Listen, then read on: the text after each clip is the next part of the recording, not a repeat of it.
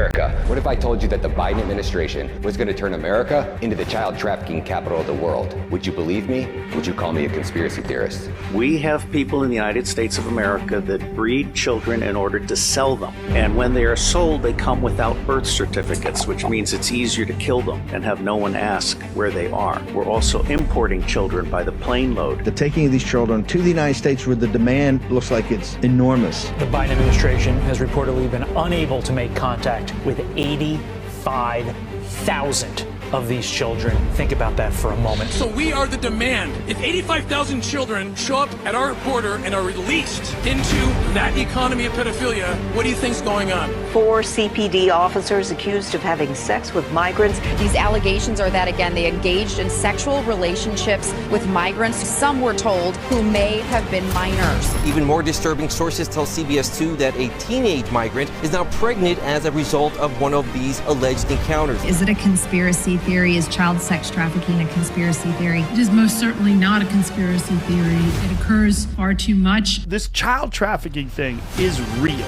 It has always existed. America, what if I told you that Alejandro Mayorkas was going to turn DHS into the human trafficking arm of the United States government? Would you believe me?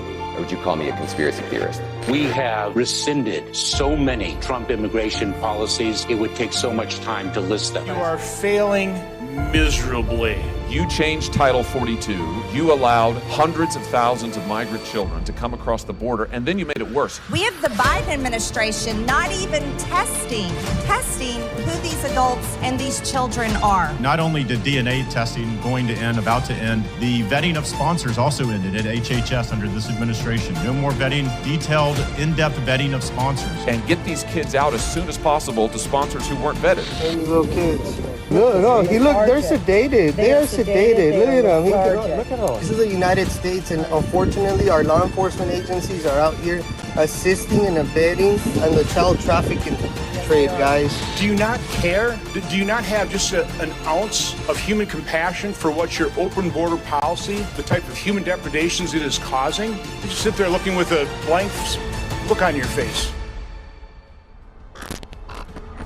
America, what if I told you that Xavier Becerra was going to turn HHS into the child trafficking arm of the United States government? Would you believe me, or would you call me a conspiracy theorist? Well, we had a whistleblower who came out and said this is the information that we have, that HHS is not vetting the families or the people that these children are going to. No child in our custody is released to a sponsor without having gone through a full vetting. A full vetting that you said, let's speed it up because Henry Ford could never have been rich and famous if he worked at the slow process you are. Children are not widgets on an assembly line. They are human beings. He deliberately pushed for speed, and more speed because of the public relations problems that the administration was experiencing. Get the kids out, run them through, get them out to those sponsors, those traffickers. And then when we found that there were people on the transnational organized crime watch list who were actually sponsoring the children, the MS-13 related case, that's when things started to go a little bit haywire, because that's something that HHS did not want the general public to find out about. Under Alejandro Mayorkas' watch, HHS has turned into the largest child trafficking network the world has ever seen. There are currently 438,573 migrant children missing in America. Then what if I told you the last time they would be seen alive is when HHS ordered the delivery of these children to sexual predators? Would you believe me, or would you call me a conspiracy theorist? All of the child services agencies across the United States of America, they did not start out as organizations to prey on children, but they attract pedophiles. And ultimately, pedophiles end up rising in the ranks and controlling those organizations, so that an organization that initially started out in the service of children becomes an organization that is in fact hunting children. If they're going to allow children to declare their gender at age 3, they're not going to care if kids engage in sexual activity, frankly, or if kids engage in the workplace in jobs that are supposed to be done by adults. I think it's obvious. They just simply don't care. This is an industrial system. It's an industrial system that uses small children to exploit for sex. Therefore, it has to have the cooperation agreement by institutions and people in power. They are facilitating, Mayorkas has facilitated the biggest child smuggling and trafficking operation in American history. I am calling on Congress to investigate the actions of DHS Secretary Alejandro Mayorkas, HHS Secretary Xavier Becerra, and Border Czar Vice President Kamala Harris, and to identify their role in facilitating the abuse of children through federal agencies and demand that they be held accountable.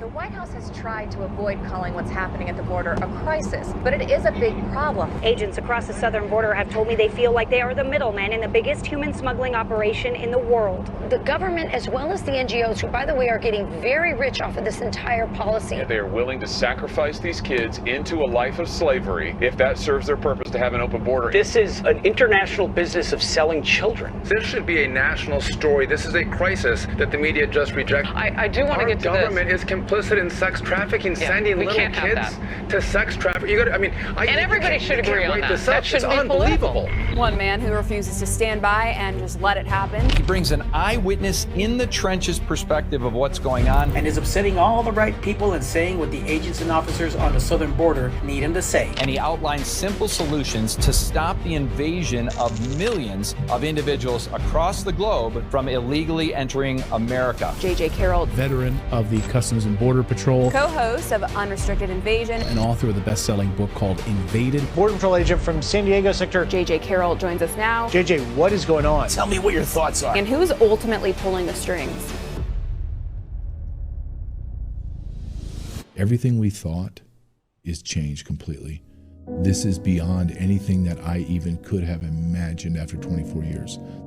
I saw the most well-oiled, well-funded, most efficient machine that I have ever witnessed in immigration, ever. The flow to the border was seamless. The processing was streamlined so much that they were bringing people in and within minutes getting them out. NGOs were sitting there waiting because for each person we're going to give to the NGOs is thousands of dollars. What the hell did I just see? Who the hell did I just interview that told me X, Y, and Z? Detention camps in America, child sex trafficking, people that are inside the belly of the beast with NGOs, and I'm stunned. Please do not leave early. After the credits are finished, there will be a call to action on our website. Our website is thisistreason.com, where you can find over 35 full-length edited interviews from every source that we use to make this documentary. So when the fake news tries to discredit it and call it a conspiracy theory, you can direct them directly to our website, thisistreason.com. This documentary is rated R. Viewer discretion is advised. If you don't have a wall system, we're not going to have a country. There's a lot of problems in Mexico. They have a lot of problems over there. And they have the cartels. And the cartels, we're fighting the cartels, and we're fighting them hard. But the fact is, if you don't have a wall system, it would be bedlam, I imagine. Where the shift started taking place about 6 months, 7 months into the Biden administration, more money was coming in through the trafficking of human beings than was the drugs and even the weapons trafficking and the organ trafficking. And so everywhere I would go, I would start seeing more and more atrocities, more and more stories. Then you learn about the slaughterhouses that are in Mexico. These are literally warehouses that are set up strategically along the border where people are earmarked and they're plucked from homes or on the caravans, and they're brought to these houses, and they're literally killed for their organs. Eyes, hearts, livers, kidneys, and the bodies stack up. And then they're sold on the black market. And the stash houses where the sacrifices are taking place.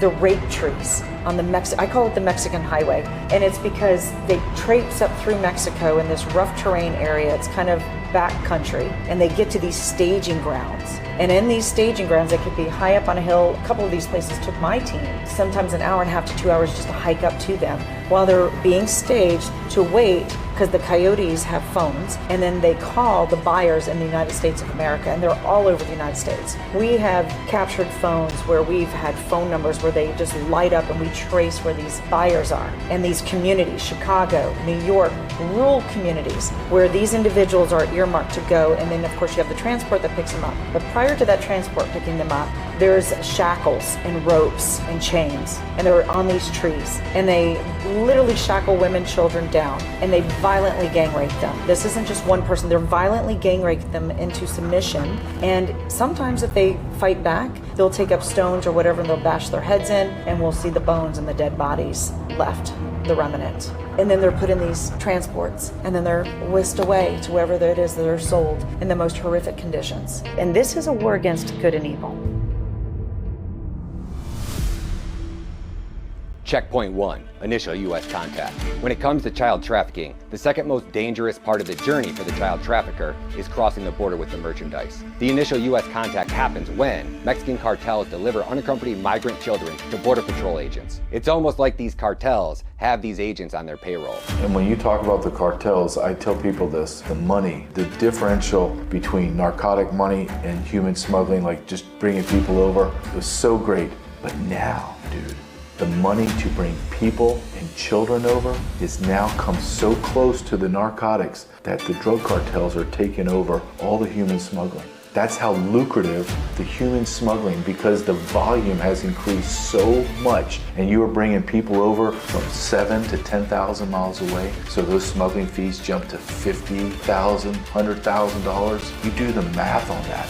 And now the smugglers, once they get across the border onto American soil, they don't have to smuggle them. Oh, they have NGOs. They have the NGOs. Yeah. They've just taken away 50 to 70% of the actual cost of smuggling people. And the U.S. government is the smuggler now. Right, and so to be fair too now, because that is the more, I guess, enlightened brand of criminal, the drug cartels, more sophisticated enterprise, I guess. Yes.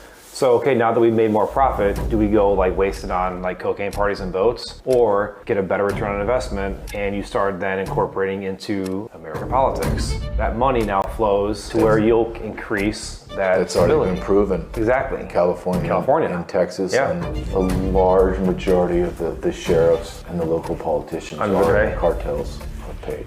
When the cartels run the operations, what that means is they control the lawfulness of activities. They control it all the way from the court system to law enforcement, in many cases, not all. I find some good sheriffs. And then down to the legislators, local, all the way to D.C. Now, I'm a fact witness on what I see. I can speculate on D.C., but I've seen enough for me to Do you believe the cartel has gotten in and owns sheriffs, law enforcement, and legislatures? Absolutely. There are some that have gotten away with it that we know about. How much money does it take to corrupt a Border Patrol officer? I'm afraid Border Patrol agents or CBP officers, we find that some are willing to compromise their authorities and sell out their allegiance for remarkably small amounts of money.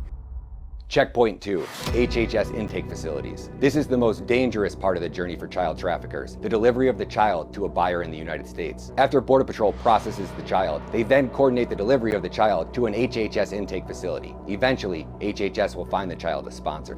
Once we vet the sponsor, the child goes through the process of having a recommendation by the case manager, who's supposed to know the case the most intimately. And so then they get the decision from the case coordinator, that's a contractor employee that reviews the case and says, yes, yay or nay, I agree with the case manager's decision to release this child. And then it goes to the federal field specialist. The federal field specialist then agrees, yay or nay, to release the child based on the recommendation from the case manager and the case coordinator. And then at that point, it goes to transportation. And then transportation does a check with the sponsor, calls the sponsor and says, hey, who are you expecting? Are you expecting a child from whatever site? And so the sponsor will typically say yes, and give the name and the age of the child, and then at that point they call transportation, which is typically Southwest Keys or MVM, that would transport the child off the facility, and then we never see them again, obviously. But even when they were doing the 30-day wellness checks, these kids were coming up missing. Why are you hiding your name badge? Why are you so ashamed of what you're doing with these kids?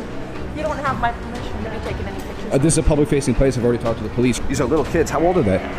Sir, all I can say is there's no comment. Listen, I'm not trying to harass you. I'm just saying a lot of these kids could very well get trafficked across the country, and you know that.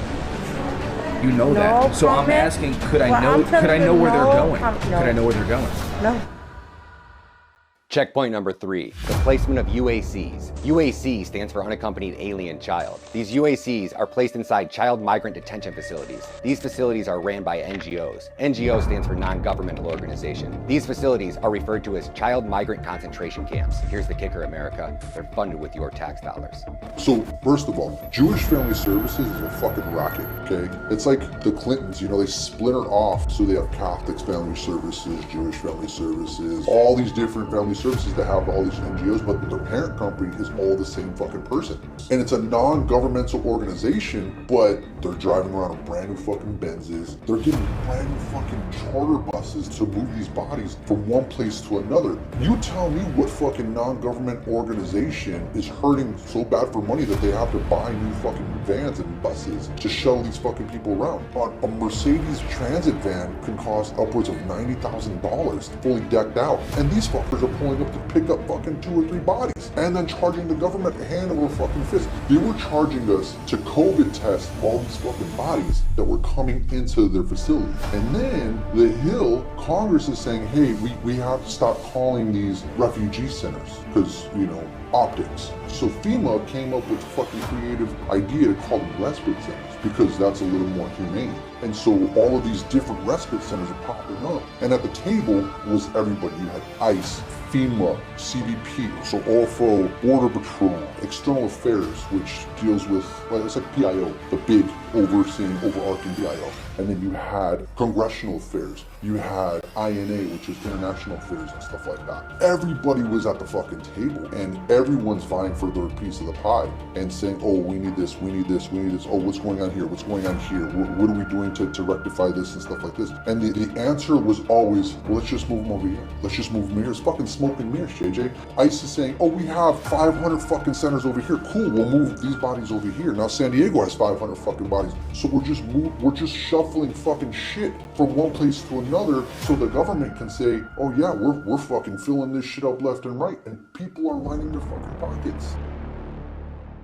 Checkpoint number 4, transporting kidnapped children across state lines. With unlimited money coming from House Republicans and the protection of Senate Democrats, these NGOs have created an advanced network with the ability to deliver children to all 50 states in America. These children are trafficked across state lines on buses, rental cars, shuttle buses, private jets, and commercial airlines. So commercial flights, the sponsors would have to meet us at baggage claim in the airports. When you were flying commercial and you would meet them in the baggage claim, did those individuals that you gave those kids to, did they look like they came from very wealthy, maybe middle class neighborhoods that you dropped off? No, never. So why would you have to fly children through the middle of the night and drop them off in suburban homes, all in the cover of darkness or early morning? Yeah. How old were these kids? At different ages. I would see them around 4, 5, all the way up to 17. So you're flying around 200 to 300 children all over the United States of America in the middle of the night. Yeah, correct. Checkpoint number 5, sponsoring a child. Think about sponsoring a child like adopting a child in America, but without any safety rails to protect the children. The Office of Refugee Resettlement, which is under the Department of Health and Human Services, have created a website that gives anyone living in America the ability to sponsor an unaccompanied migrant child. Just complete a simple FRA application and you can receive a child in as little as 14 days. They have streamlined the process by destroying Trump's immigration policies, like DNA testing, essentially streamlining the process for child traffickers and pedophiles to exploit the system. I remember when I got a message saying, we're not going to be allowed to check to see if this little girl really belongs to this guy. We're not going to be able to check whether these children really belong to these people. We're just told to process them together as a family and send them on their way. Stories about how a little girl got raped for a week because she had to pay for the parents to weigh in. Story about a girl, a wife, who got raped for a couple of weeks by the cartel because she's paying for their way in. And then the agent has to sit there and look at these women in the face, literally with their tears burned into their face, and say, I gotta let you go with him. I gotta let you go. This has led to an epidemic. Men and women on the International Terrorist Watch List are now exploiting the system on a weekly basis. They wanted this fact covered up so bad, DHS fired Aaron Stevenson when he came forward to Congress as a whistleblower with all the evidence. I blew the whistle on DHS on like 3 different things. Well, tell me what you blew the whistle on. Came across official records of known watch-listed cartel members. We call them transnational organized criminals, which is layman term for everything. We call them cartel members. For the first time in this program, we saw that known cartel members were sponsoring these unaccompanied kids at the border. Fargo police arrested this man, Enoch Bravo, and charged him with several crimes, including electronic solicitation of a child, traveling to meet a child for sex, and human trafficking. Argo's chief says this traffic stop prevented more harm from coming to that child. He can't go into details just yet, but says Bravo brought the child from Kentucky to Alabama for illegal sex acts. Bravo is on ICE hold because he is undocumented. Checkpoint number 6, the final destination. Once HHS has ordered the delivery of a child to a sponsor, there's a 70% chance that child's going to disappear, vanishing without a trace. These missing children are presumed to be trafficked into various forms of exploitation, including sex trafficking, labor trafficking, organ harvesting, and satanic child sacrifice. It's not just child slavery or child sex abuse, it's also child torture, because you have adrenalized blood. You have the whole blood drinking ceremony of the satanic world. Whether it's a satanic church or it's a cult or it's a satanic church disguised as a Christian church, every organization, religious organization, has the opportunity to go sideways. It usually goes in that direction when you have bad deacons, bad pastors, allowing certain things to happen in the church. Maybe there's a pedophile, whatever it may be, and nobody confronts that pedophile. There's all kinds of reasons why it can go upside down. In the satanic world, one of the most precious things to God are children. And if you want to hurt the heart of God, and we know this because I've interviewed Satanists before, you go after their children.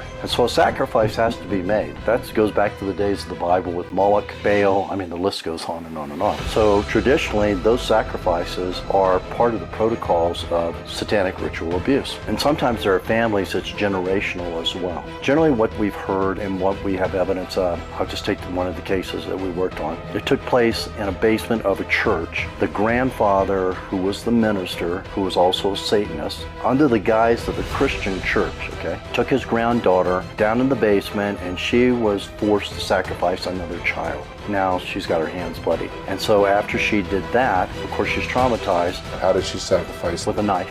Yeah, just with a knife, she said. Just piercing the heart with a knife. And after she did that, she was sexually abused on a regular basis by friends of her grandfather, including her grandfather. So what's interesting is she got older and she finally got out of the SRA community. I remember my director of human trafficking actually asked her the question, when you were being sexually abused by men, because I think by then she was like 22 when we finally rescued her. She said, what was that like for you?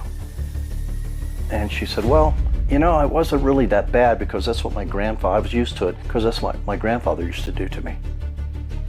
Come on. What about stuff like the Catholic charities down there helping people assimilate into the United States? And we're not leaving them in Texas or Arizona. These people are being escorted, assisted in the most generous way to be peopling all sorts of different states around the country. Yeah, I'll say this carefully, but I think it's the truth. I am myself Roman Catholic, and I will tell you that Catholic charities and all these groups that wrap themselves in religion are basically co-conspirators in human trafficking operations. You might ask yourself, how is this possible? Well, unlike CPS, no one is coming to check on these children. The only wellness check these children receive is one phone call within the first 30 days of the child being delivered. Why do you think our federal government has allowed that to happen? I really just think that they don't want to lose their jobs. I really think they just want to keep their program running. It's all about the money, period. Whether it's money for civil servants who just want to keep their job and, you know, enjoy their gig, to the NGOs that are becoming wealthy off of the backs of these children. I mean, they are utterly disgusting because they know what's happening, these NGOs. They know that they're delivering these kids and they're not doing the proper vetting. They don't care about the safety of the children. They look at children as dollar signs, period. They sweep everything under the rug, they hush it, they keep it quiet because everyone involved in this really sick industry, they just want to keep it going and they just want to become wealthy. So I think there's never going to be proper oversight as long as this is a money-making machine. They don't want it to stop.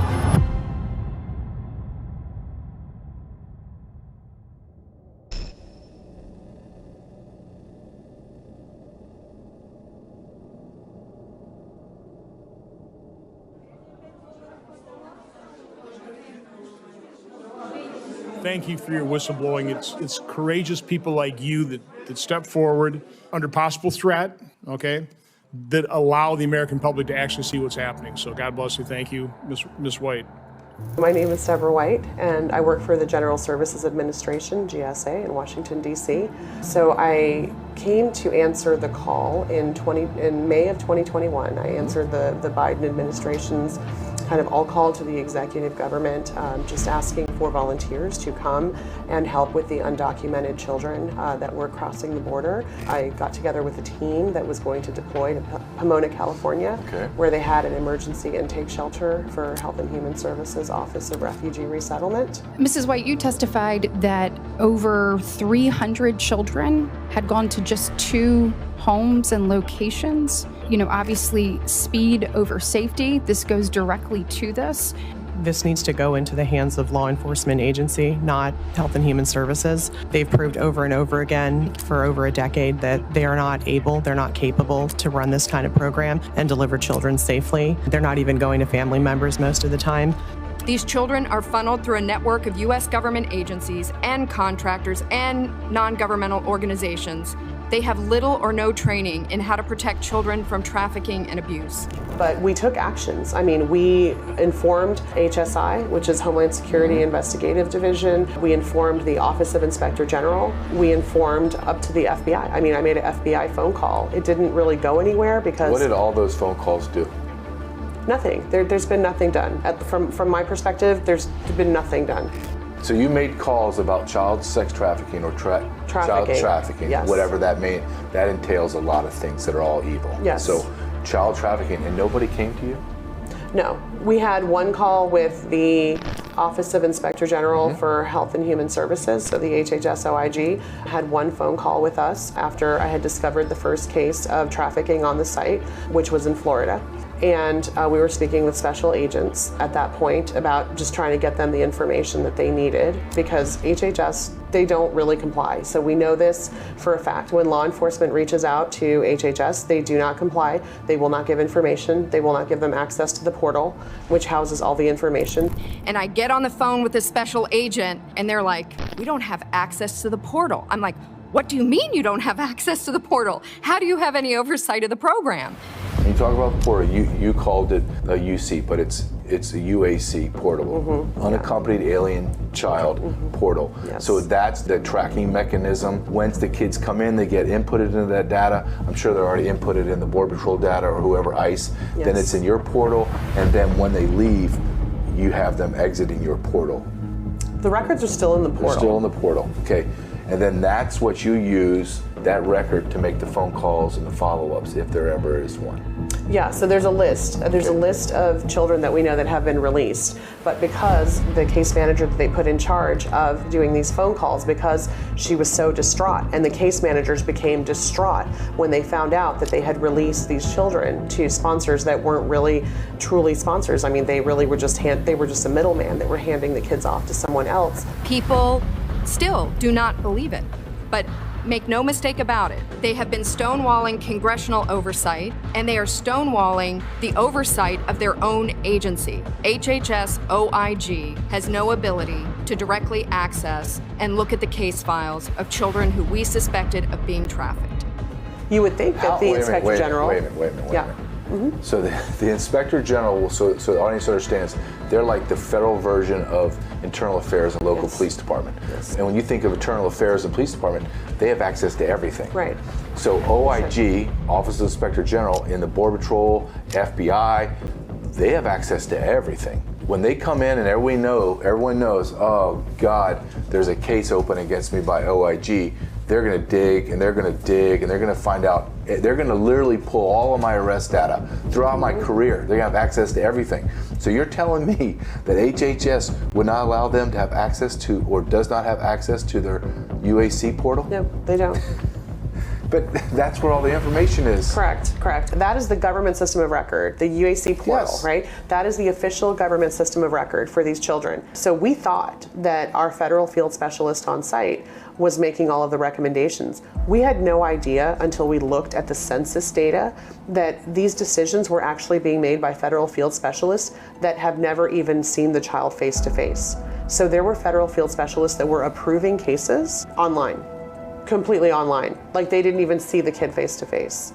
So we were very shocked at that revelation that, that federal field specialists from across the country, wherever they were, in the internet world, were just approving these cases. People within our federal agencies, knowingly, willingly, malevolently, are allowing children just to get them out the door because they're overwhelmed through this open border policy. And they can't handle the volume of people, correct? Correct. And so rather than allow the unaccompanied children to stack up and to create embarrassing pictures of children in cages and things of that nature at Border Patrol and other facilities, they simply released them to unvetted sponsors. We had chaos. I mean, it was awful. And so what happened was in the command center, we had a morning meeting because we would meet in the command center for morning meetings. And they said, you guys don't need to worry about doing 30-day wellness calls anymore. We're not doing those anymore. Those have been moved to the national level. So the national call center is going to handle those calls from now on. They didn't call anybody. No. As shocking as it may sound, it appears to me they just don't care. Sadly, there are some people who care more about maintaining their contracts, maintaining their appearance of looking good, which is why HHS has lost control of their program. That's the bottom line, because they won't submit to transparency, accountability, and oversight. Has anything changed from 2021? Not that I know of. I don't work directly with them, any longer. But I know people, and they've told me that it is the same thing. Nothing has changed. They don't share information with law enforcement freely. They don't have to. They're not required to. Why? Because this would cripple their program if law enforcement and the American people could really see the extent of the criminal behavior. What was the ages of children coming into you? So we had all ages, but very typically 15 to 17 years old. Okay. Yeah. That was the bulk majority of the kids were 15 to 17 years old. I have seen these children, I have interviewed these children, and I have stories that will haunt me for the rest of my life. I remember processing one of the children, and this is probably like one of the stories that it broke me. It broke me.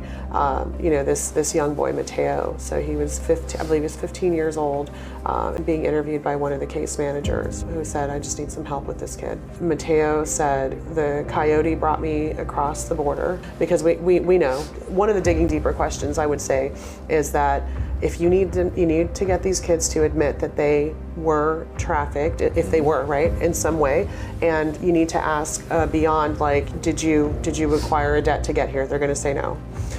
Because they're trained on what to say. Finally got this boy to admit that a coyote did bring him over, because most of the kids will start out with like, oh, I came by myself. Like, we're like, no coyote, nobody helped you to cross, because typically nobody gets here. Nobody gets here unless you pay the cartel. Correct. Nobody gets here unless you have a guide. Like, correct. And so eventually they'll admit they had a guide. And then we'll eventually get them to admit that they paid money, right? And they owe money, right? And that's how we get, the confessions out of them. Anyhow, so through those digging deeper questions, and through, interviewing them and saying, we know you don't get here by yourself. Like, we know that the cartel will take you and kidnap you. So tell us how you really got here, and tell us if you owe money or not, right? And so eventually they'd say, yeah, okay, I do owe money. This little boy, this 15-year-old boy, one of the questions is like, I don't remember, like, how do you identify, and sexual orientation, those kind of questions, right? And so he said, can I go back on one of my questions? We said, yeah, sure, and he said, I don't think that I'm gay. He said, but my father's been, selling me to men since I was 7. So, it's very normal for me, to notice men too. And the coyote that brought me over, he raped me the entire time. He said, but I didn't think it was rape because he told me he was going to pay me when we got to the border, but then he just never paid me. And the child said it just so nonchalantly, like it was so normal for him to be abused by men. And the part he was mad about was that he didn't get paid. That's the part he was mad about. And that just broke me to pieces. I mean, I think the piece that broke me was when he said that his father had been selling him since he was 7 years old. And I just remember, in Pomona going into the bathroom and just trying to keep my sobbing quiet, in my sleeve. And, I'm like hitting the wall, next to me. And I'm just like, God, where are you in this? Because these sick people don't care, but you care. And I'm like, where are you? And why aren't you doing anything? And I just remember like, sobbing and then coming to the realization that God's like, I did do something. I sent you. And I came to that realization that I am there for a purpose. I am there for a reason. It was not for nothing that I showed up there not knowing what I was going to be doing, not fathoming that I was going to find trafficking, having no idea that it would bring me to this point at this moment where I have to speak out about what was happening, whether people believe me or not. It is my duty by God to do what I'm doing and to speak out for those who are oppressed and cannot speak for themselves. These children have no voice. No one is coming for them. We have to do something. As Americans, we have to do something, to save these children because nobody else is coming for them. These systems, these institutions that I love, that I work for. I love my country. I love my government, but I love these children, right? As a Hispanic American, I am distraught that they are selling our children. They're selling them off, right? And casting them into the night without a care about what's really happening to them. There's no follow-up. There's no follow-up to make sure these children are okay. A 30-day phone call, what is that? That's nothing. And that's not even happening. One thing you said that I absolutely believe is you said no one's coming for them because they don't exist. They don't exist. They exist in some UAC portal. Right, that no one has access to. And then if you went into that portal, what does that portal even do? I call someone. Well, I don't have that child anymore. It's not against the law. They ran away. Yeah. That's what they'll say a lot of times too. Yeah, there's no recourse, but that's by design. Right. You said HHS compartmentalizes everything. Well, why do they do that? Because now they're going to blame the NGOs. The NGOs they're just following the money and they're just they're using the cover of the agencies and these executives in the agencies. Well, we're just doing what they told us to do. We're innocent. We're following orders. It's the federal government directing us, we're following orders. The NGOs are going to come back and blame the government, Absolutely. And then we go round and round and round, and then you have a congressional hearing, and then nothing gets done. When you understand what's happening to the children, it changes the whole game. Between the ages of 12 and 17 years old in New York City, this little girl was raped, we guess, about 60,000 times before she was finally set free. And that's the fate of thousands of children. It's not like I lost a kid and they're in Iowa instead of being in Nebraska. Mm-hmm. You lost a kid that was supposed to be in Nebraska, is in Iowa, and he or she are doing sexual favors, sexual acts for payment 5 to 10 times a day. I think about a 16-year-old girl from Guatemala. I'll call her Carmen. Her sponsor claimed he was her older brother, but after Carmen was released from the Unaccompanied Children program to her sponsor in North Carolina, she appeared in a photo on his social media. He was touching her inappropriately. It was very clear her sponsor was not her brother. Later, Carmen appeared on her sponsor's social media again. This time, she was alone. She was all dolled up. Her hair was styled, her makeup was done, and her shirt was unbuttoned. The ORR federal field specialist said Carmen looked drugged and that she was for sale. It was later discovered that Carmen's sponsor had other social media accounts containing child pornography. What keeps me up at night is wondering if Carmen is safe. Children were sent to addresses that were abandoned houses or non-existent in some cases. In Michigan, a child was sent to an open field, even after we reported making a 911 call after hearing someone scream for help, yet the child was still sent. I felt disgusted. That's not what I signed up for. I signed up to go help protect these children, not to help deliver them on the government's dime, because it's what it is at this point. It's taxpayer-funded slavery. Ms. White, you talked about Cherokee Federal. That's one of the NGOs. Is that the primary one that's been subcontracted to do this work? That was the prime contractor at the facility that I was at. At the facility. Do we have others as well? Yes. So are they in cahoots with the human traffickers? I mean, are they part and parcel of the same organization funded by the American taxpayer? I mean, is that how bad this is? The American taxpayer literally funding the human trafficking operation? I'd say follow the money. The grand jury had witness testimony from executives in these NGOs. They basically said, as long as the money is there, we're going to do whatever ORR says. Mr. Becerra, the secretary, told the ORR director, that's you, right, that if she could not increase the number of discharges, he would find someone who could. Do you think that this is morally acceptable? Do you think that this is acceptable to run ORR like an assembly line and to release these children to traffickers? We do not run ORR like an assembly line. If Henry Ford had seen this in his plant, he would have never become famous and rich. This is not the way you do an assembly line. And kids aren't widgets, I get it. But we could do far better than this. The safety and well-being of children is our top concern, and by Plainly it is not your top concern because you have managed to lose 85,000 of them. Our next guest worked at New York's largest migrant hotel, the Row Hotel, and came forward after he saw drunk children reporting a 10-year-old being drunk in her hotel room without her parents on site. Carlos, it's really great to have you on. Talk to us about what you saw when you were working there. You went and got employed by the NGOs at the child migrant centers. Yeah, so okay.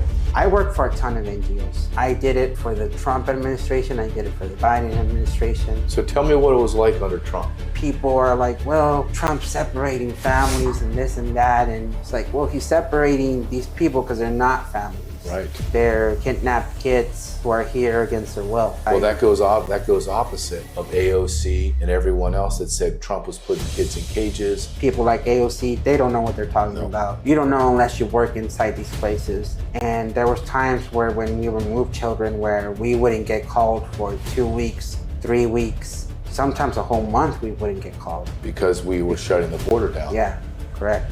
Shutting the border down under President Trump, kids were not released in such a quick matter. The more kids that are coming into the country and being moved around, then I have more hours. If that's not happening, I'm not gonna get called, So when Joe Biden came in office, how often were you working? Oh man, the phone calls wouldn't stop. We are waiting for records that show where the millions being spent on migrants is going. Some records we did receive show employees working at migrant shelters have made more than $135 an hour. These invoices obtained by NBC5 Investigates show employees of a private company, Favorite Staffing, which run the city's migrant shelters, have made at least $135 an hour, in some cases more. In one invoice, a facility manager made $14,000 in a week in December. Another invoice shows a nurse earned more than $20,000 in 1 week. To see invoices like that are disgusting. They're outrageous, and they should be cause for an immediate investigation. I'm looking at a man that said he was working a handful of days a month at $18 an hour to the same man under Joe Biden, which is not 10 years later, like a year later after Trump leaves, and you're making $6,000, $7,000 a week. Correct. And you're working nonstop. Correct. And that's not perks included. For example, when you fly commercial. Right. You fly United Airlines, you fly American, Delta. All those miles you keep. You would rack up 100,000 miles, 200,000 miles on each airline. So this is why escorts, that's what we would call ourselves, or they would call us, or transportation specialists would not want to speak out because you're living a life that you're not supposed to be living. So even on the way to drop children off, a lot of us would ride first class. Leaving when you say you're leaving the children, give me an age range of what type of child you're transporting. Oh, they're babies. They're from months old. The youngest I moved was 3 months old, a 3-month-old baby. Would you have baby food with you? No, none of that. How did you feed the baby? None of that. It was just the whole hold the baby, try to make him calm down. So you would take a 3-month-old baby and there would be no bottles or formula for the baby? No, not. So how long would you transport that? How long did it take you to transport that one baby, if you remember back? Well, it's McAllen, so you know how it is. McAllen, you gotta fly to Dallas or Houston. Yeah, there's no straight shots. Yeah, no straight shots anywhere. Okay, you know a baby needs to be fed probably every 4 to 6 hours. That's why women are exhausted, because they never sleep more than 3 hours at a time. And the worry there was from the supervisors was a lot of these kids had pills that they needed to take. A lot of these kids the babies had formula, but a lot of the time the worry was, well, what if you do it wrong? Well, what if you give them the wrong thing and they die on you, or this happens Okay, and that happens? hold on a second, Carlos. I'm trying to wrap my brain around this. So you're a young bachelor man, never been married, right? Yeah, never been married. Have you ever taken care of a baby? No. I have a niece, but I never... You never fed a baby? You never changed a diaper? No. Okay, so they give you a 3-month-old. Do they give you a diaper bag? No, they don't. Okay, hold on. They don't. Hold on. You have to change a diaper multiple times a day. Right. So what happens if the baby urinates? It was just give it to the sponsor that way. Is it in a car seat? No. So that's the other thing was. It's just, okay, I'm sorry. Yeah. Go on. This is insane, guys. Check this out. Not worried about seat belts, not worried about anything else. They're all children. They're all children.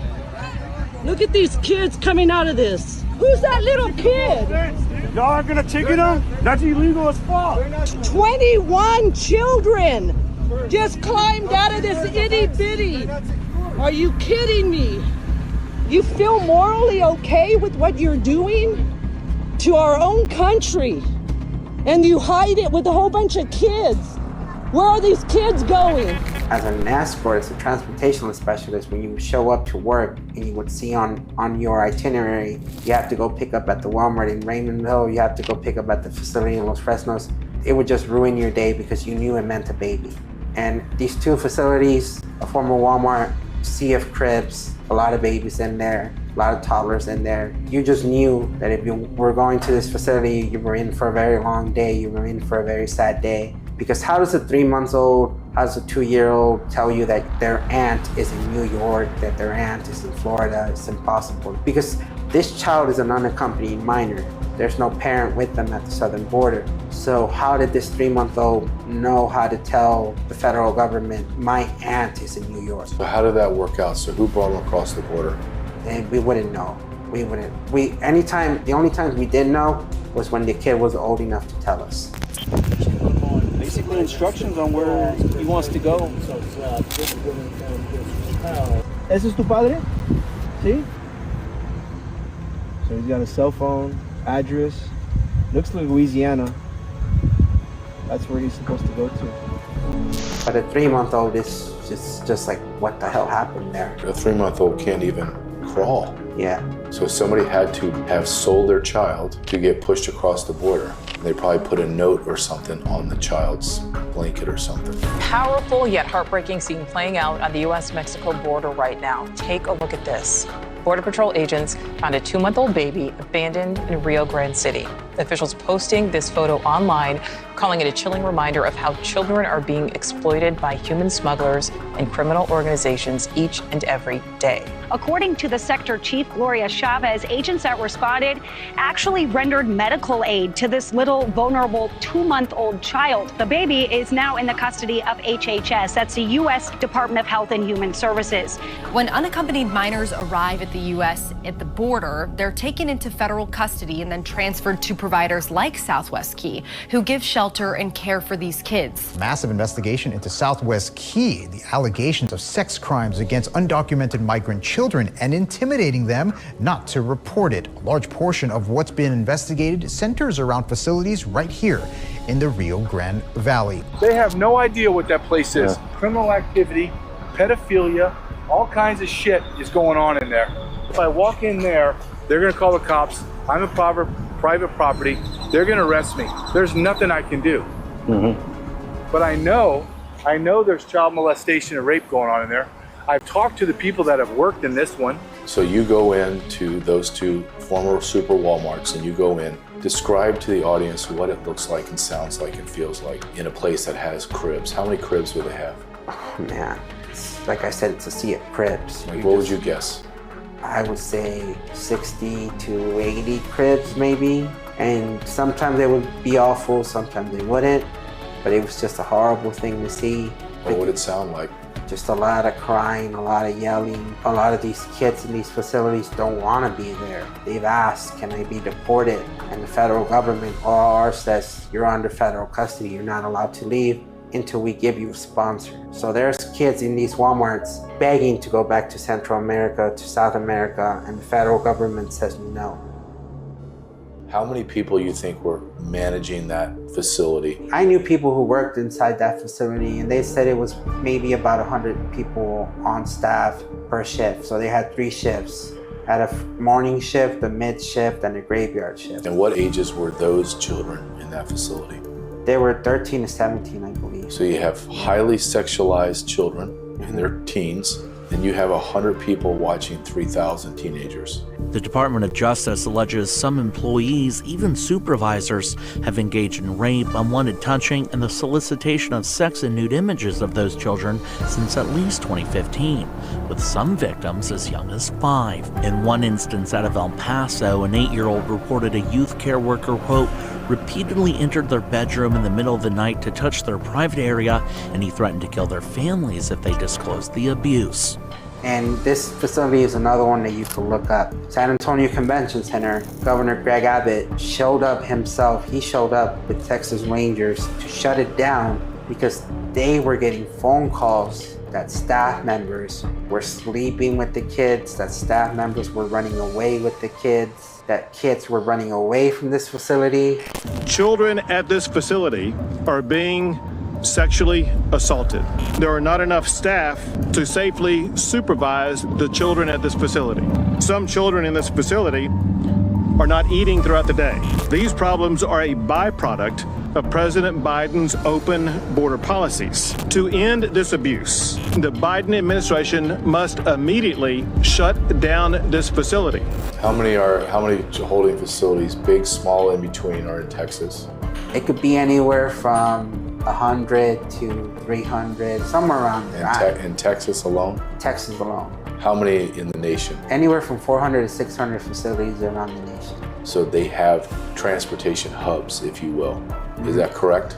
Correct, but these facilities are small scale, as in like they're nowhere near as massive as Carrizo and Pecos.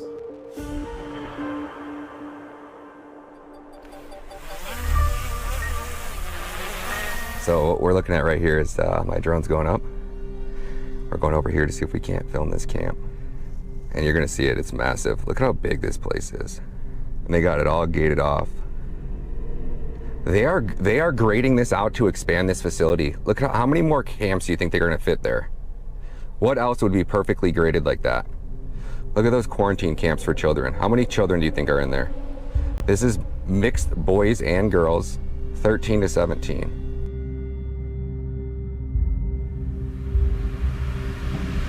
Carlos, I mean, there is way more. This is one of the biggest camps I've ever saw. And the interesting part out of all this was that they finally built a new facility the size of Pecos and Carrizo, and it's in Greensboro, North Carolina. That facility is under contract with the government to become an immigrant facility serving children ages 13 to 17. 5-year government contract would allow this facility to house up to 800 migrant children. These NGOs are getting funding directly from the State Department, USAID, Homeland Security, 20 other government agencies, most likely. Probably no one knows who's getting multiple U.S. government grants all at the same time. The problem is that these organizations are encouraging and abetting illegal immigration into our country. Your taxpayer dollars are putting that kid on a plane, train, automobile, whatever it is, and shipping that child to the sponsor given by a child trafficker in Mexico, and the United States government is therefore complicit. The United States government is fulfilling and completing the final leg of a child trafficking experience. That's our country right now. And when you would do these trips, get off these planes and get on a rental car or get on the charter bus, you would go into suburban homes and drop these children off. So you would go up to the door, knock, and you would see like an Asian mother or a white mother about to receive 2 kids from Ecuador, 1 kid from Honduras, and all these different nationality kids were going in there. It was really weird. Why at this hour? Why in a suburban home? Why are these kids not matching with this person? These trips would happen through private airfield. That's the other thing, is why are they happening in the private airfield? Why are you moving 200 to 300 kids at once? It sounds as if you're dropping off children to somebody that ordered them off of Amazon. Why is the administration flying thousands of migrants from the border in the middle of the night? Well, I'm not sure that it's in the middle of the night. 4:29 a.m. In recent weeks, unaccompanied children passed through the Westchester Airport to be unified with their parents. White House Press Secretary Jen Psaki responding to the New York Post report exposing the secret flights bringing thousands of unaccompanied migrant kids from the southern border to suburban New York areas in the dead of the night. Tom, you say Joe Biden is not using DNA to match these individuals with relatives. How do they know who to place these individuals with if they're not matching them with relatives? Are they just guessing? The people in the home where the child was going to, they all used to have to get background checks done inside the home. Under the current administration, no one has to get a background check done inside the home. You have no idea who you're giving the kid to? Yeah, who you're giving the kid to. Where are you guys taking this kid? Is this your kid here? Sir, is this your kid? Hey, are these your kids, sir?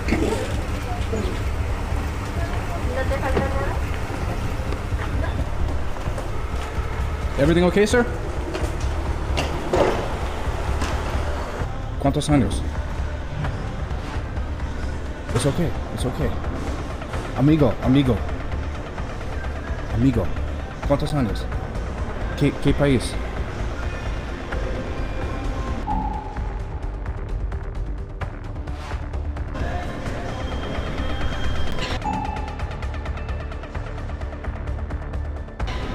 Hey, are these your kids? No? When you drop these kids off to people that look completely different than what their mom and dad, aunt and uncle should look like, what was your thought? What was your belief? When I got into this line of work, I thought I was doing the right thing. I thought, we're doing a beautiful thing. We're reuniting kids with their family.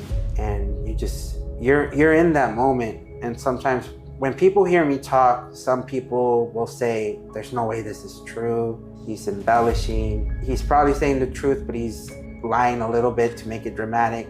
That was my reactions when I would come across certain situations was, how is this happening in front of me, It's just, you don't know what to do. And there are certain situations that I wish I never was a part of. Like what? Give me an example.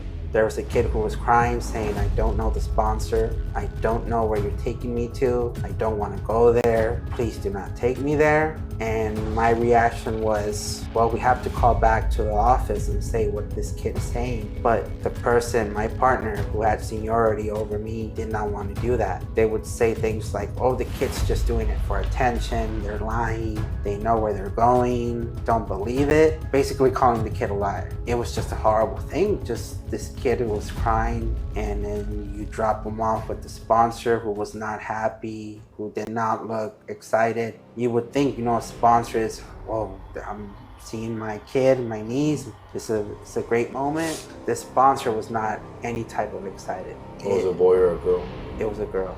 Was she a toddler? Was she a preteen? A preteen. You turned her over to a man? To a man. It's one of those where I just wish I could take it back. I wish I could have done more. But that was one of those moments where I finally started telling myself, I don't think you can fix this. It's out of control. And if you stay here any longer, you're part of the problem, part of this trafficking ring. A lot of people don't like to say it, but it is, because you're moving children. And every corner, whether it's Texas, California, now New York, there's children who are being harmed because of the immigration crisis. Last night, we showed you exclusive video of a plane filled with migrants being left at Orange County Airport in Montgomery, New York. No one knew they were coming. The local police were unprepared. Biden was clearly trying to sneak them in. But this is nothing new for the Biden team. I mean, they do this all the time. Late Friday evening, police pulled over one of the buses leaving the airport, and the bus was carrying 50 teens from Guatemala and Venezuela. Migrants, mostly teenage girls. The plane came from Texas, but nobody really knew where they were headed. Police then boarded the bus to find out what the hell was going on. And Primetime spent the last 24 hours investigating the situation, and there is a web of human trafficking in play, sanctioned by the U.S. government with a lot of money changing hands. The group moving these migrants is known as MVM Inc. They're one of several NGOs that contract with the feds to transport unaccompanied migrant kids across the country through the sponsor process. And it looks like moving migrants is good business. MVM signed a deal with Homeland Security for $136 million last year. So it's our tax dollars that are funding the human trafficking. There's different companies who move children around. There's certain companies who handle their own kids and they'll move them around the country. But there's one company that all they do is move children. What company is that? Which is the one I worked for. Mary Victor Mike, MBM Inc. And it was founded by 3 former Secret Service agents. So they have access to government contracts. These contracts are massive. I know one contract in 2021, I think for around 190 million for 3 months of work. And when you look up the company, they have contracts with FBI, they have contracts with CIA, they've had a lot of contracts, and they've had a lot of drama where they ran the prison system for prisoners in Iraq. MBM Inc. was building the prisons and also hiring the guards, the security, the armed guards at these prisons were MBM employees. And then they segued from that to child services. To children. And then they hired people that were unqualified to babysit and move children. Right. So you worked at the Row Hotel where several illegal migrants are housed there. Can you tell our viewers what you saw, what you and what other workers have seen? So the Row Hotel is 28 floors. 28 floors full of migrants. All the way up to the 28th floor, you have migrants up there. So it holds about 5,000 people. When I was there, it was 5,000 people. So 2 or 3 supervisors were handling 5,000 residents? In the afternoon shift, from 2 to 10:30. Were you ever trained in rape? No. Investigation? No. Were you or anyone else ever trained in rape counseling? No. Well, I can only speak on the company that I represented there.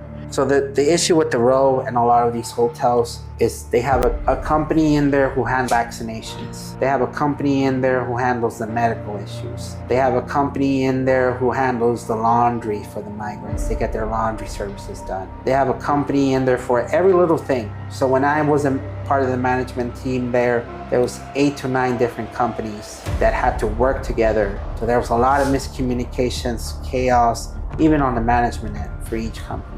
So when a rape would happen, my superiors would say, let the company who handles the medical issues at the hotel figure it out. Do not call NYPD. So someone would rape a woman, the woman would be brutally raped, and nothing would happen? Nothing would happen. Let the medical company that was hired by New York City handle it. Do not call NYPD. If you call NYPD, we're gonna lose the contract, and we're gonna get kicked out of the hotel, and a new company's gonna come in and take over.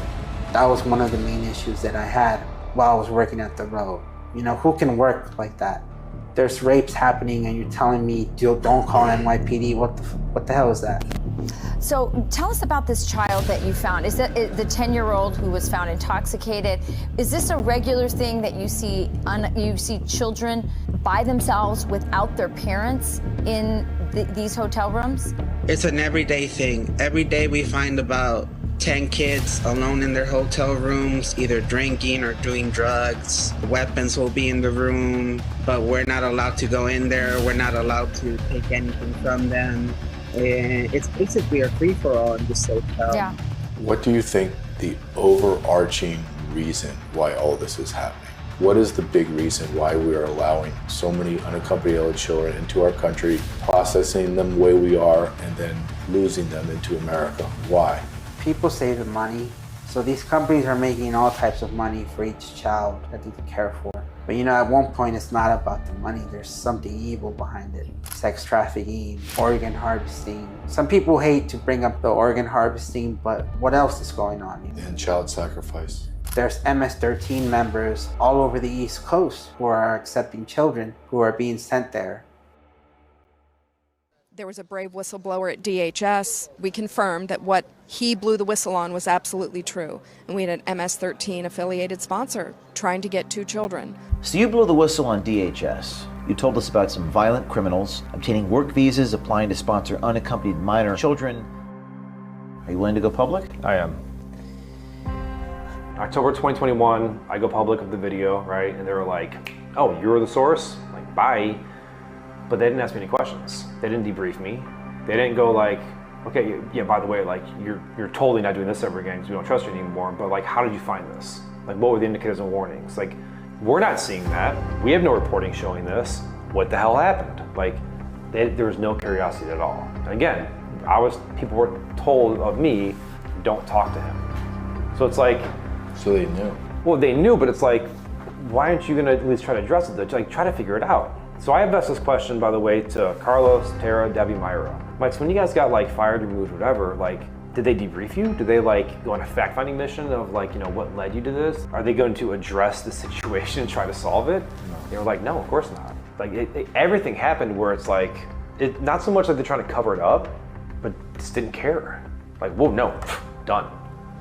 And it's like, there's a problem though, guys, but they're not trying to solve the problem. You have people applying for children who we know are members of transnational criminal organizations. This has never happened before. We've never seen an alien on the talk watch list trying to get a child. And now I've seen one from El Salvador, one from Romania, and one from Honduras. And they were an 18th Street gang, MS-13, and a Romanian crime group. It's 3 different gangs from 3 different countries, and they've never done this before. I myself put in more than 20 cases of suspected trafficking, and I just started right in June of reporting, and I see in August his disclosure, and miraculously the story gets to me and the team. And I will never forget the moment of watching him say and show pictures of gang members who were sponsoring these children that I'm seeing in front of me. So Tara and I became really good friends, met Debbie, met Myra, met Carlos Soriano, who's another whistleblower. Yep. So again, like, I'm looking at bad guys and I can see trafficking. These 3 women are with kids, they can see trafficking. And Carlos is like the final leg of this thing where he's like transporting the kids to the destination. And he's like, yeah, dude, this is totally trafficking.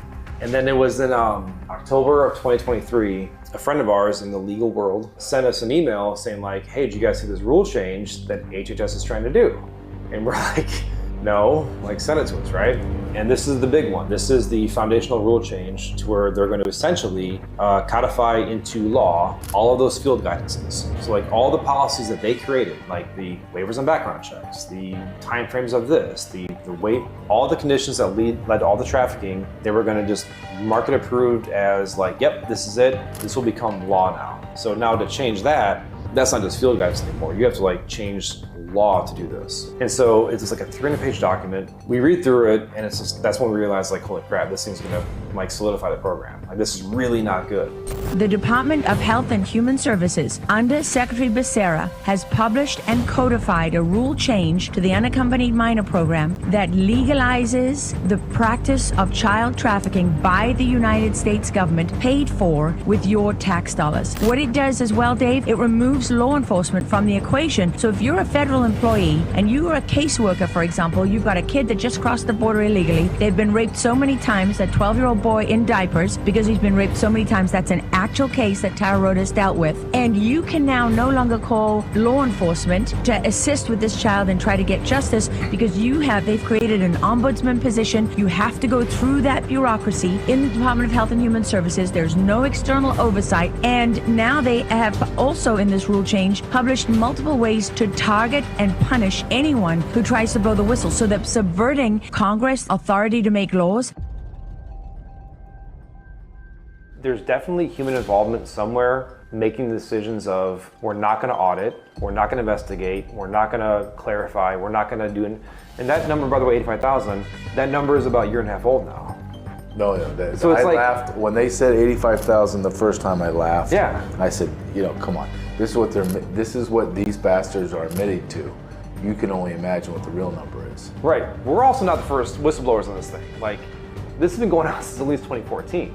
They went kind of quiet then, right? But as of 2021, like August, we know that there's trafficking now. As of Tara in 2022, we know it's huge. Her testimony in 2023. So it's like, guys, this is no longer like silence in the ears. And this is not like a thing where it's like, it's, oh, this is the echo chamber of Twitter. No one outside of Twitter hears about this. It's like, no, like, this is the news. Just days ago in Terrell County, Texas, authorities busted a smuggling operation involving an MS-13 gang member living illegally in Houston, Texas. And in Webb County, Texas, another smuggler recently led officers on a high-speed chase. The smuggler drove on the wrong side of the road before eventually abandoning the vehicle, attempting to run. This is coming at a time when we continue to report here, Natasha, that criminal enterprises, shifting their focus more on human smuggling. And it is common knowledge that human trafficking destination A is the United States. It's basically common word of mouth around the world at the moment for sex traffic rings that you want to move children into the United States, because the Biden administration, Jesse, has declared us open for trafficking business. When they decided to do this, they had to be very strategic and intentional about it. Meaning when they had these roundtable meetings about, we agree we're going to use illegal immigration as the change agent to fundamentally transform America. What are the negatives? Like what is going to spring up that we need to be aware of? There had to have been a conversation of, okay, historically we are seeing child trafficking, we're seeing drug trafficking, we're seeing X, Y, and Z percentage-wise per the total amount of people. So if we bring in, like we think, millions of people, then the percentages will increase. So you're going to have exponential drug overdose deaths, you're going to have exponential increase in child sex trafficking, unaccompanied alien children coming across, on and on and on. They had to agree to this collateral damage and said move forward. They had to. No, I agree with that because, again, they're not dumb people. Like, they understand data. They understand, like, they can see the issues, definitely. They know the game, which is they are loyal soldiers. It doesn't matter how evil or corrupt and bad things they do. If they just keep playing the game, they'll be rewarded. Whether they get impeached and removed or whether they just leave, they will be taken care of forever. Mayorkas was somebody who knows how the department operates and he knows right from wrong. And on day one, he came in and started doing wrong and never looked back. I'm a strong believer that the evil arm of the federal government in this market, moving bodies and child sex trafficking, are the NGOs. Yeah. They are cloaked in religion and God, and they are the most evil organizations. Hayes publicly congratulated Secretary Mayorkas for his appointment, specifically noting that he was a primary architect of the DACA program. Immigration is an enterprise for these orgs who are incentivized by our open border. Over 80% of these organizations are funded by government grants. These grants pay for big salaries, immigrants' travel, food and lodging, plus their legal services. At the top is the United Nations, who is funding international migration, partnering with Hayes, who partners with our local NGO, Jewish Family Service. I'm here with a CBP officer, and we're going to talk specifically about your time in Washington, D.C., in DHS headquarters, and dealing with NGOs, the non-governmental organizations. How long you were up there, more or less? Over a year. How much money in checks do you think that you cut in terms of for NGOs? Well over $1 billion. Well over $1 billion. Was there anyone else that was the check cutter? Oh, logistics. So there was more people cutting checks? 100%. So what would you say, if you had to guess, how much over that year was spent on NGOs? Would it be billions with an S? If you count up all of the different streams of income, the different buckets that they came from, yes, I'd say billions with an S. In 1 year? In 1 year. And you're saying the major payee that you cut checks to is Jewish Family Services? Jewish Family Services? And their well, the parent company, yeah. Parent company? Parent company, yeah. And now I am seeing hundreds of mom and pops. They're all splitting off of the same thing though. They're the same payee, just a different name. Correct, just a different name. Once you have the media looking into one organization, all of a sudden 2 more pop up, working for the same person. Same payee. Pretty much. They're all working for the exact same person. Do we know that the org chart of that Jewish Family Services? I believe Jewish Family Services is the parent company for everything. I can't remember specifically who the director is of Jewish Family Services, but... Were you making payments to that Jewish Family Services? Was that your main person, or did you cut checks to Catholic Charities? Sure, the checks were just cashed, or the checks were just approved to pay the non-governmental organizations. FEMA took care of the rest. We would all go to the table and everyone would talk and discuss the needs And if there was objections, people would object and say, well, hold on, we need this over here, we need this over here. So FEMA would make the payments to the NGOs? So a lot of that money that got allocated, redirected to the NGOs was for national disasters. National disasters like hurricanes, tornado relief funds, Hawaii fire, stuff like that. So Americans in Hawaii were just suffering, while illegal aliens were housed in hotels. At the exact same time that the Hawaiians lost everything, they were given $700. Illegal aliens were getting in one day $700 worth of housing, medical, food, clothes. Flight tickets. You're telling me for money that should have gone to American citizens were rediverted through FEMA to pay NGOs exorbitant contracts to cover everything that is needed for illegal aliens? Yes.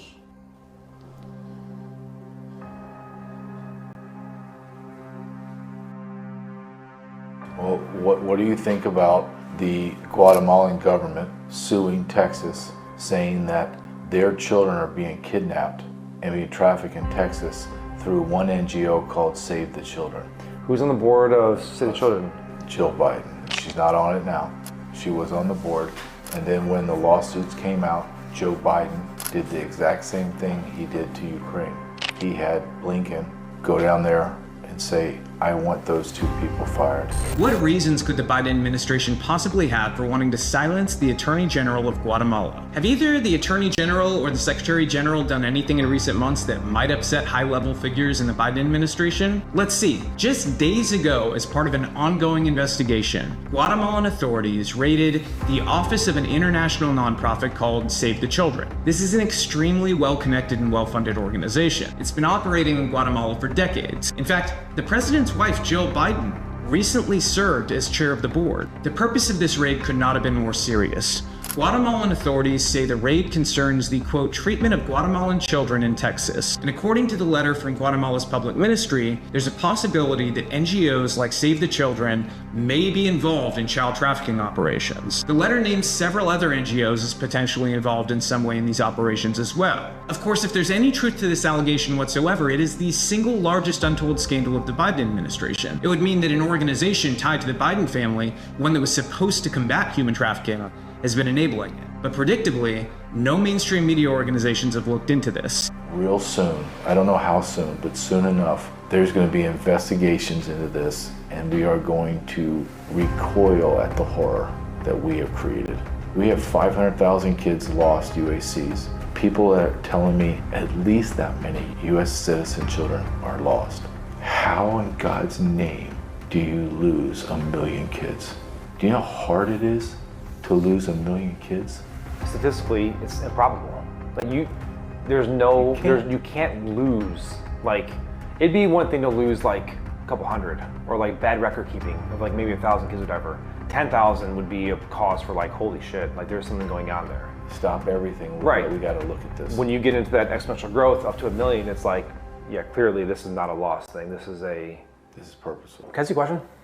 Can I ask you a question? Because you've obviously, you've done a few things, right? Have you been told, specifically on this topic, by like, I'm not gonna name a network, but any network as a whole, writ large, where it's like, ooh, that's just kind of actually a very uncomfortable topic. We don't want to really get into that one. Ooh, that's kind of too blackpilling. Ooh, that's kind of like, that's too heavy for our brand.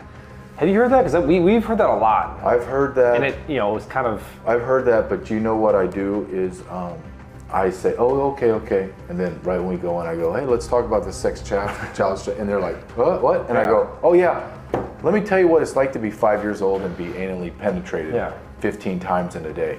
And they're like, oh my God. And I'm like, I don't really care anymore because we now have so many unaccompanied and unaccounted for minors. And because the pedophiles in America know it, it's going to become a feeding frenzy, unlike anything we've ever seen in America. They're not going to have to scrap for brown-eyed, brunette, Hispanic girl anymore. She's going to be out there. Somewhere she's out there, and they're just going to get her, and nobody's going to stop them. And the guy that wants to purchase 5 African kids, and keep them in his basement, he's going to get that because they're more unaccompanied. the supply has increased and the supply is unaccounted for. The demand, the appetite for child sex trafficking, it's just going to flourish. It's going to continue. Over 400,000 kids disappear from the United States every year. That's almost 2,000 a day. Some are abducted, some are parental abductions, some are kidnappings, some go into child pornography and trafficking, others go into slave markets overseas. Everyone has a job. My job is to bring them home.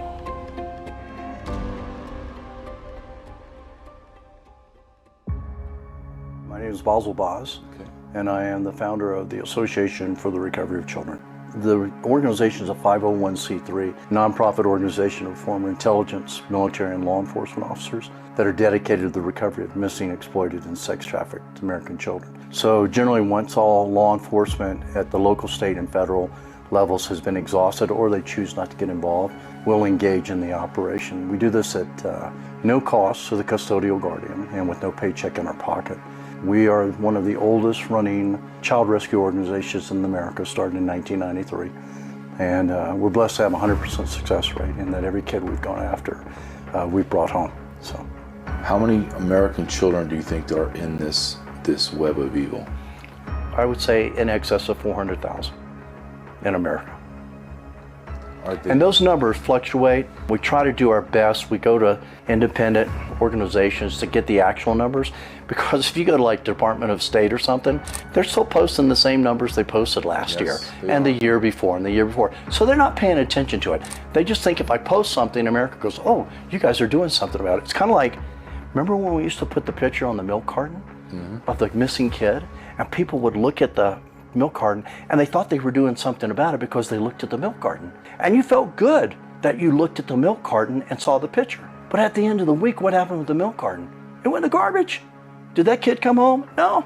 But we made America feel good, and we made you feel good while you were eating your cereal because you thought you were doing something about it. The reality, JJ, is that a kid doesn't come home until there are boots on the ground that physically go out and find that kid and get your hands on it and bring them home.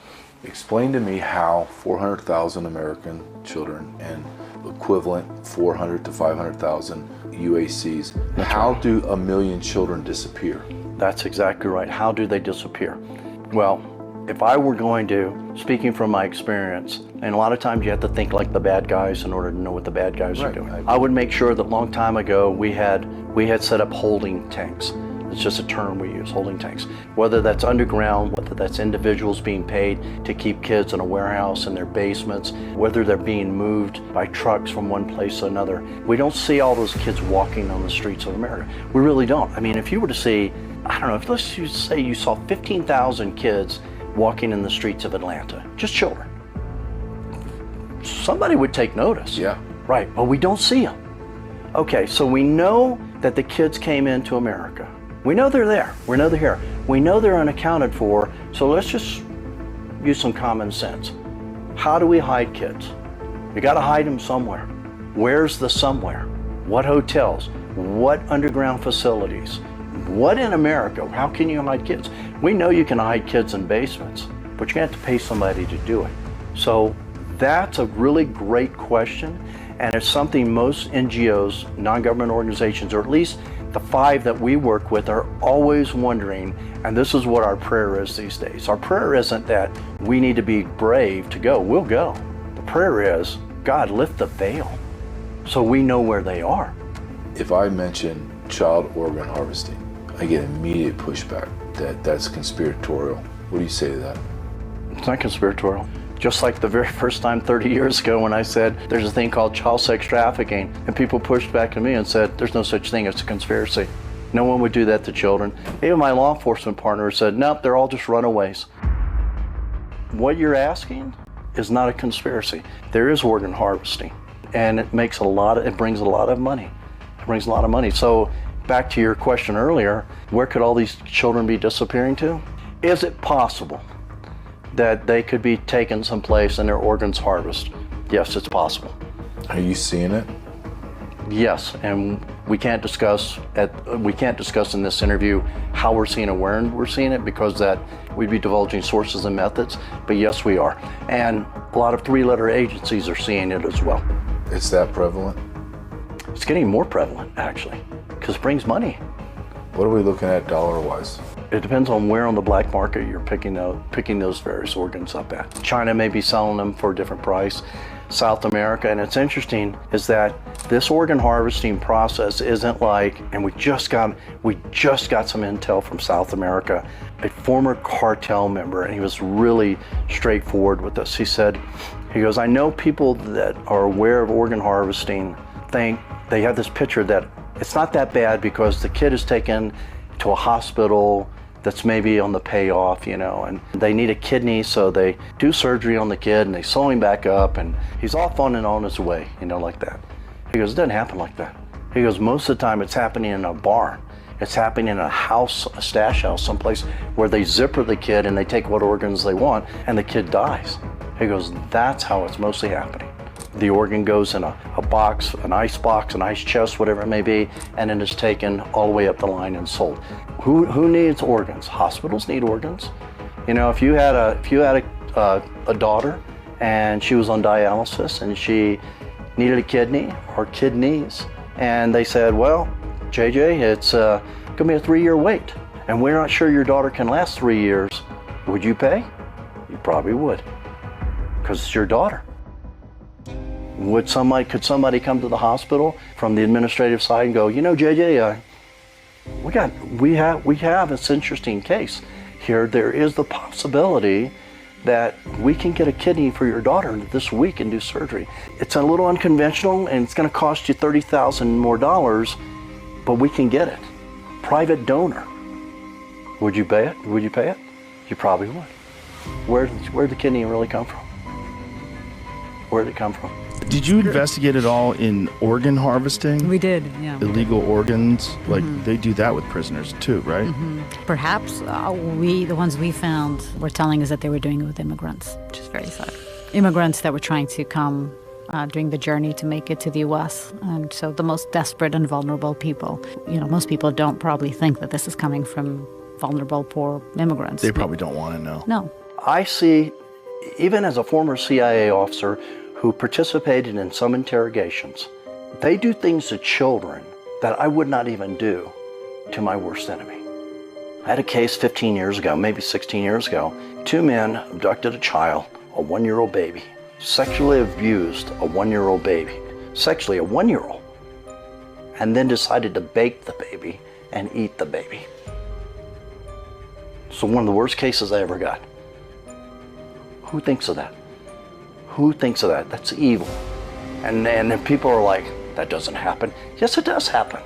If for all those people that don't believe it happens, get with one HSI agent that studies the dark web and watches sexual abuse of children all day long.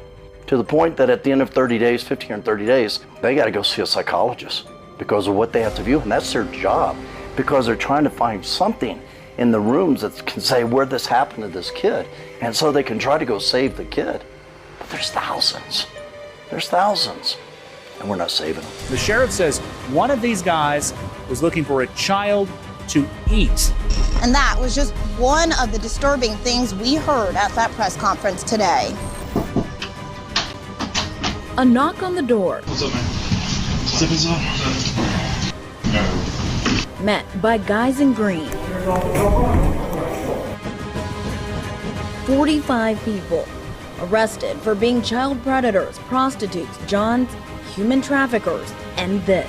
A gentleman wanted a person brought to him that he could eat, physically cannibalize. That was Justin Ben Singh, who also, according to this warrant, planned to kidnap a child and make her drink her own pee to get him off. You want to talk about the depravity of humanity? Look at these people. People like Assam Batros. He took an erectile dysfunction pill before he got there. And then he injected himself with testosterone into his genitals. All while thinking he was meeting a 14-year-old, like many of the people who knocked at this door. So I'm glad you don't. You're good. You're good, brother. During the course of the investigation, a lot of people admitted that they knowingly had sexually transmitted diseases, and they were willing to have sex with a 14-year-old. Tell me what the physical destruction of a girl and a boy that's 3, 5, 10 at the hands of men What is the physical destruction to their bodies? In the first place, you're dealing with is a size difference. Every part of their body, it's not the size of an adult's body. Very first thing you're dealing with is fear and trauma. Now they're in the hands of somebody that's totally unfamiliar with them, and they're not at home. They're not anything, there's nothing familiar where they are, so they're scared to death. Now you're dealing with trauma in their body, mental trauma and spiritual trauma. And then the second thing you've got going on, depending on how that child is raped, will determine how their body reacts to it. For example, if a little boy is raped anally, his anal area is just destroyed. It's ripped apart, he's bleeding. If a little girl is penetrated in a vaginal area, it's destroyed. It's just destroyed. There's pain, there's nothing pleasurable about that. I mean, she's ripped apart. Then she's got STDs possibly. And who knows what else they want to do to that kid. You know, anything that is sexually perversive. And I think the audience can understand what that may be. Even if it's like torturing a child. Can you imagine a 4-year-old girl tied up to a bed and sexually abused in every way that you can think of and tortured by 2 or 3 men or 2 or 3 women? Can you imagine that? They've never experienced it. There's nothing sexual. It's just torture. There's no pleasure in it and everything. And they cry and they cry and they cry and they're broken, and they will continue to be broken the rest of their life. And what you've inflicted upon them, that punishment, so to speak, will last them if they last a lifetime. So, but wait, there's some compassion, because the perpetrators, or the kidnappers, don't want them to have all that pain, so guess what? They shoot them up with some drugs so they don't feel that pain. But the vaginal area is still torn, or the anal area of the little boy or the little girl is still ripped apart. And they're not going to take them to a hospital. Why? Because some of the hospitals will ask. So what happens after that? Does it heal? No. Does it get infected? Yes, it probably gets infected. And in the midst of that, if you have some pervert decides to think it's kind of fun to slap a 3-year-old around, then now you've got a broken jaw, or you've got teeth that are falling out, or their hair's been pulled out. Torture. It's literally torture. It's not in the adult world. You know, if you got 2 adults together and they're engaged in some kind of sexual activity, it's not the same. It's not the same at all. It's not sexual at all. It's just torture. And they say, well, maybe it's a 16-year-old. Well, all right, let's take a 16-year-old girl. 16-year-old girl gets a train run on her. She's in a hotel room. She's got 40 clients in one night. What do you think happens to her body? You think they stop when she says stop? When she says please stop? Think she doesn't have physical damage? Of course she does. Think some pervert wants to insert something in her body that's going to tear her apart? Of course they do. You think she's going to get STDs? I don't know, you got 40 clients. Somebody's not clean. What if she gets HIV? Does the pimp take her to the hospital? No, he doesn't take her to the hospital either. Literally, we're torturing them and not providing them any hope to ever live beyond that. And those that I've talked to that are adults that have been trafficked, they've always asked me this. I had this 2 days ago, actually. Where were you when I was being trafficked?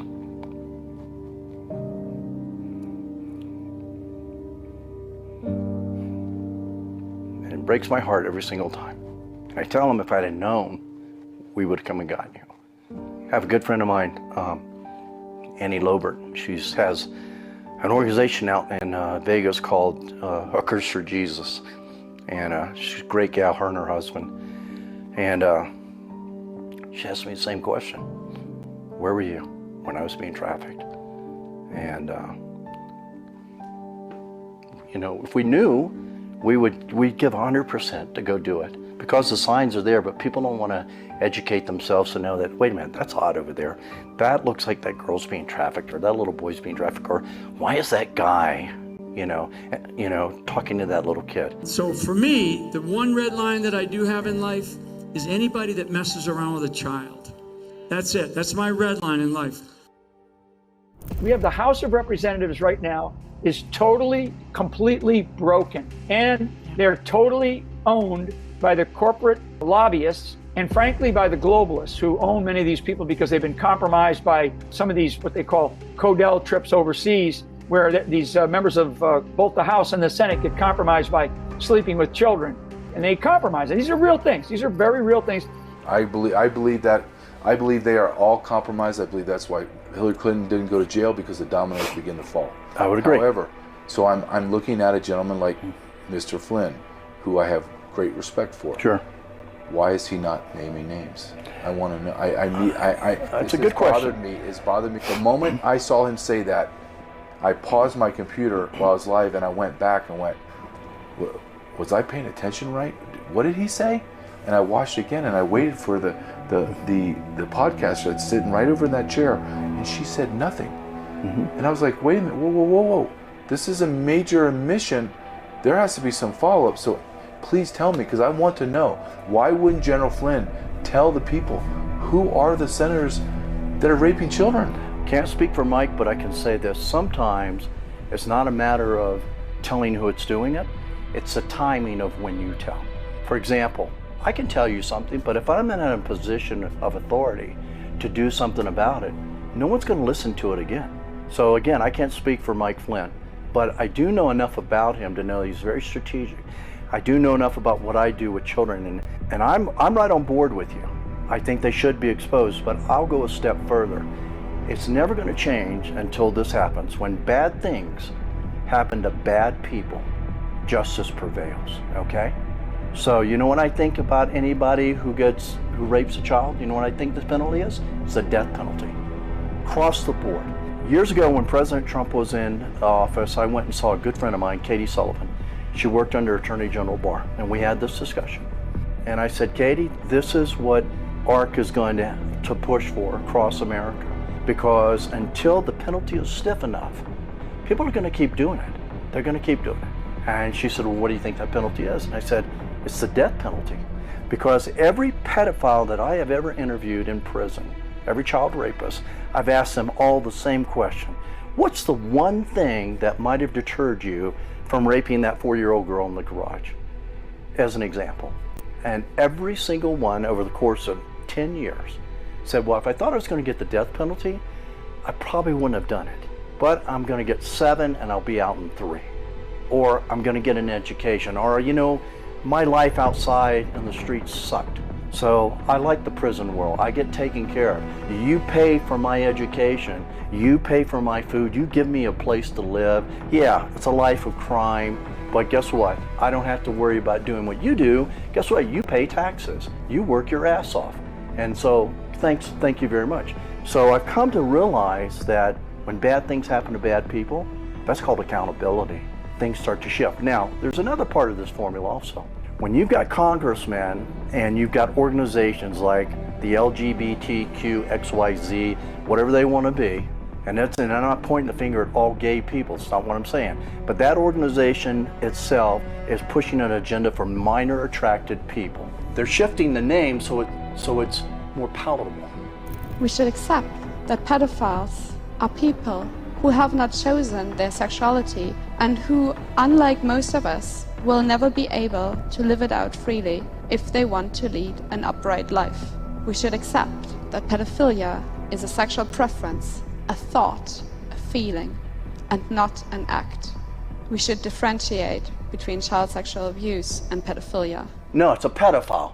It's a child rapist. That's what child sex trafficking is. Someone pays somebody to have their way with a child and rape them. And most people never get it, JJ, because they don't really understand what it really looks like. And I'll tell you what it looks like. It's the 7-year-old girl or the 7-year-old boy that's chained to the floor in a closet with cigarette burns all over their body, that's not fed in days, but yet raped 15 times a day by male and female predators, with so many STDs and trauma that'll last them a lifetime. That's what child sex trafficking is. That's child rape. A lot of people don't care because it's not in their backyard. But as it grows exponentially, as you and I were talking about, it's gonna be in their backyard. Here in downtown LA today, law enforcement officials detailing their collective crackdown on human trafficking, saying it exists in its ugliest form right here in our own backyard, with one victim as young as 11 years old. These sex traffickers will recruit victims from foster care, from group homes, recruiting them and grooming them to engage in prostitution. 84 victims, I'll say children, were rescued from human trafficking. And if you got grass in your backyard that's got to be cut, it's your responsibility to cut it. So when it comes to senators and congressmen, many of them have immunity. There's some immunity there for some things. And so they have great attorneys, they are all on the payroll, they're all poking kids maybe, and they're not going to turn each other in. For them, maybe it's not about I'm in it to make money. It's because I want to satisfy my perverted sexual needs, so we're gonna do that. But that's the answer in America. You saw Governor DeSantis, child rape law, and they went a step further, a grooming law that they're putting in place, which is brilliant. Now, when I was in Washington, I was talking to Katie. Katie said, if you can get one state to pass the death penalty, we believe we could push it until it became federal law. That's where we need to be. But ask yourself this, seems like the right thing to do. Why would anybody in Congress try not to do that? Because they're pedophiles. That's right, because they're pedophiles. And if they get caught, they're gonna get the death penalty. So let me just make sure I'm very clear. You believe that there is a significant percentage of our political leaders that indulge in pedophilia? I believe there is, and I believe our political leaders know who they are.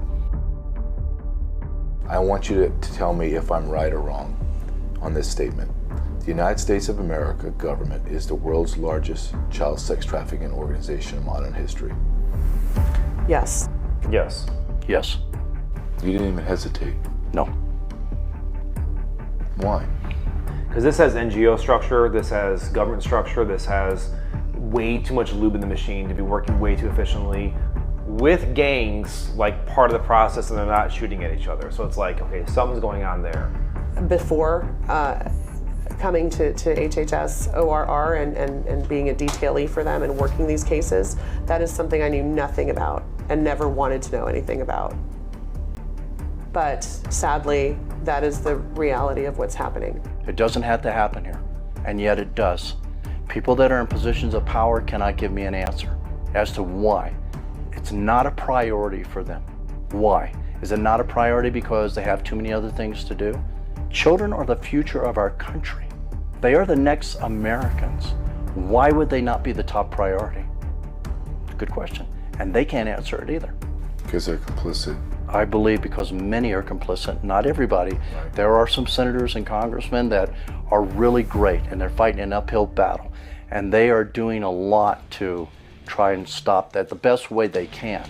And I have seen the evidence of kids being reused to create a family unit. Same kid over and over again. I want to show a quick photo. I myself took this photo. That little girl that you see was acting terrified, not of the agents, not of myself, but of the man holding her. This man with a DNA test, he confessed that he actually was not her father, that he had rented her. This is a process called recycling.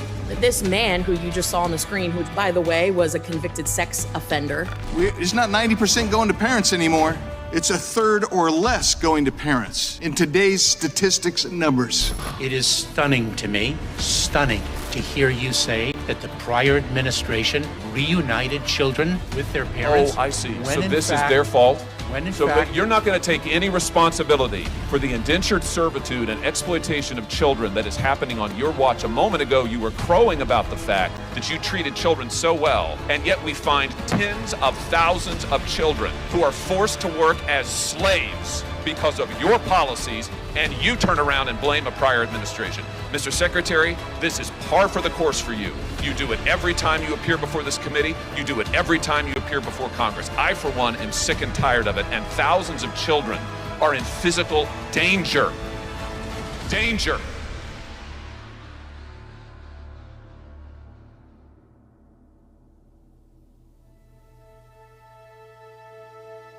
Now listen to this number because you have to understand what it means. 325,000 children have been lost.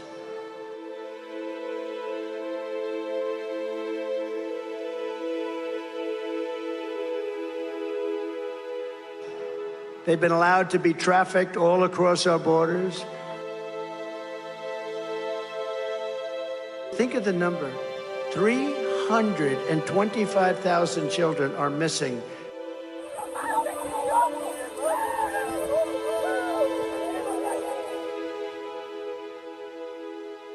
Many are dead.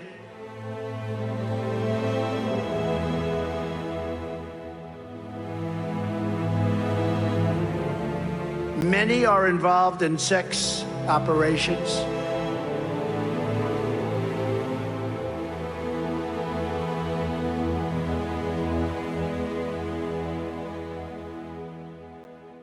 Many are working as slaves in different parts of probably this country and probably many others.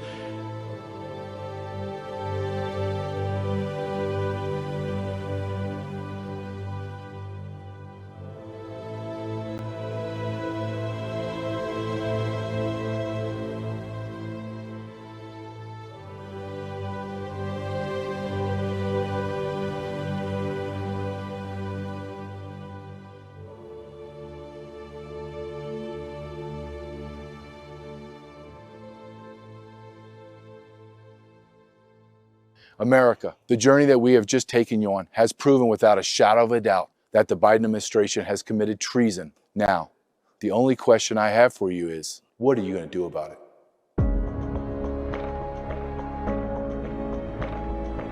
Are you ready to stand for justice and all the values that define our nation? On our website, thististreason.com, we have a petition for the implementation of the death penalty for child rape in all 50 states. We are on a mission to gather 10 million signatures from American patriots just like you and deliver them to President Donald J. Trump. Let's send a message to the pedophiles in Washington, D.C. Demand that the federal government ensures the death penalty is implemented across all 50 states for any adult over the age of 21 who rapes a minor child who is under the age of 17. Make your voices heard. Your signature on this petition will be a direct message to President Donald Trump, advocating for decisive action. The time to act is now, America. Your signature could be the one that tips the scale. Join us, make a difference, and let's show our commitment to upholding the law. Sign the petition today at thisistreason.com. All right, Joe, you watch my 6. Lord, I pray for the nation. Lord, I pray for wisdom sought as wisdom fully gained, the wisdom to discern your will. Lord, I pray for the strength to achieve steadfast obedience, for the spirit that God gave us does not make us timid, but it gives us power, love, and self-discipline. Lord, lead us past those false prophets devoid of your spirit and lead us directly under your authorities. Lord, for the nation, I beseech you humbly that our nation can learn to walk like, talk like, live like, love like Jesus. Now I must pray for our enemies, those abused who have become abusers. I pray they find their way to you. Forgive them and heal them, for they know not what they do. But Lord, be it unto us, Lord, according to your will and your word. And I add a pouring out of your Holy Spirit upon this republic and her patriots for a hedge of protection to those things that are poison darts to the most noblest of your warriors. It's in Christ Jesus' holy name, the name above all names, I pray.